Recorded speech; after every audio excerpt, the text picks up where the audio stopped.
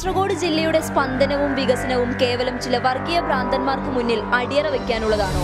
പോയ കാലത്തെ സപ്തഭാഷാ സംഗമ ഭൂമി എന്നത് മതങ്ങൾക്കും ഇസങ്ങൾക്കും അപ്പുറത്ത് മാനവിക സൗഹാർദ്ദത്തിന്റെ ഈറ്റില്ലമായിരുന്നു.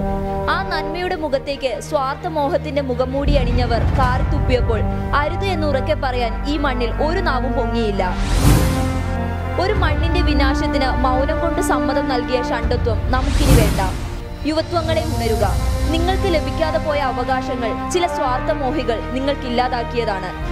ജില്ലയിൽ വർഗീയ വിഷം ചീറ്റുന്നവർ സ്വാർത്ഥ താല്പര്യക്കാരാണെന്നതിൽ സംശയമില്ല. ഇരുവിഭാഗങ്ങളിലും വർഗീയതയ്ക്ക് നേതൃത്വം നൽകുന്നവർ ഒരു കാര്യം തിരിച്ചറിയുക: ഇവിടുത്തെ ജനങ്ങൾ നാളെ നിങ്ങൾക്ക് നേരെ കൈ ചൂണ്ടുക തന്നെ ചെയ്യും. ക്യാമറമാൻ അഷ്റഫ് കണങ്കൂറിനോടൊപ്പം വിമിഷ വിനോദ്, public Kerala.in.